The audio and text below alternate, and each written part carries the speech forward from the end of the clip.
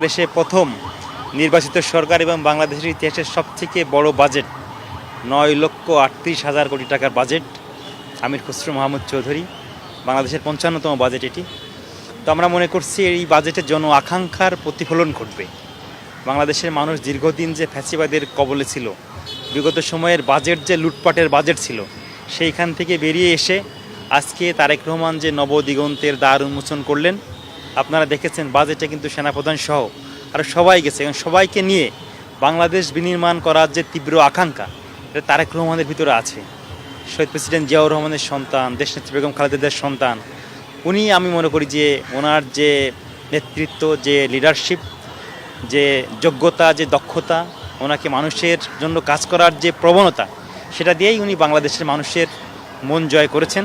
কাজের মধ্য দিয়েই, বাজেট বাস্তবায়ন করার মধ্য দিয়েই বাংলাদেশের মানুষের ভাগ্য উন্নয়ন করবেন, শিক্ষার্থীদের মন জয় করবেন। স্বাস্থ্য খাতে, কৃষি খাতে আপনারা দেখেছেন যে কেমনভাবে আমাদের এই বাজেটটি এসেছে। তো উনি একদম ওনার পরিকল্পনা মাফিক আগাচ্ছেন। আমরা কাজের মধ্য দিয়ে, বাজেট বাস্তবায়ন করার মধ্য দিয়েই বাংলাদেশের মানুষের হৃদয় জয় করতে চাই তারেক রহমান। আমরা তার সারথি হিসেবে তার সাথে কাজ করতে চাই, এটাই আমাদের প্রত্যাশা। আমি আপনাকে বলেছি যে জন আকাঙ্ক্ষা প্রতিফলনের বাজেট হবে এটি, কারণ বিগত সময় তো ভোট ছিল না। আমাকে ভোট নিয়ে পাশ করে এসে তারেক রহমান প্রধানমন্ত্রী হয়েছে মানুষের কাছে প্রতিশ্রুতি দিয়ে। উনি 31 দফা দিয়েছেন। উনি বলেছেন আই হ্যাভ এ প্ল্যান। তো প্ল্যান বাস্তবায়ন করার জন্য অবশ্যই বাজেটের যে আকার, মানুষের যে আকাঙ্ক্ষা, সেই আকাঙ্ক্ষা বাস্তবায়ন করার মধ্য দিয়ে কিন্তু সামনের দিনে কাজ করতে হবে এবং সেই কাজ করার সবথেকে বেশি আকাঙ্ক্ষা তারেক রহমানের।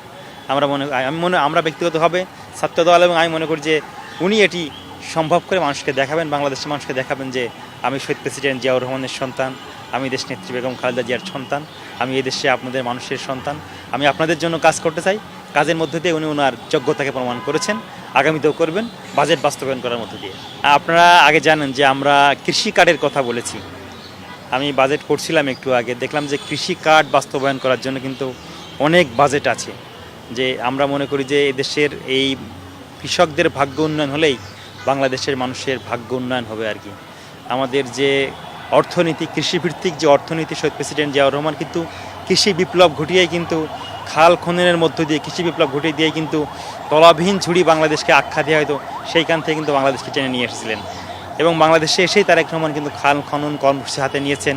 কৃষকদের জন্য কৃষি কার্ড, আমাদের মায়েদের জন্য ফ্যামিলি কার্ড, হেলথ কার্ড, মানুষের মৌলিক মানবাধিকার সুরক্ষার জন্য মৌলিক মানবাধিকার আবার তাদের দোরগোড়ায় পৌঁছে দেওয়ার জন্য তিনি কাজ করে যাচ্ছেন। আমরা মনে করি এই বাজেটের বাস্তবায়নের মধ্য দিয়েই 31 দফার বাস্তবায়ন হবে ইনশাল্লাহ।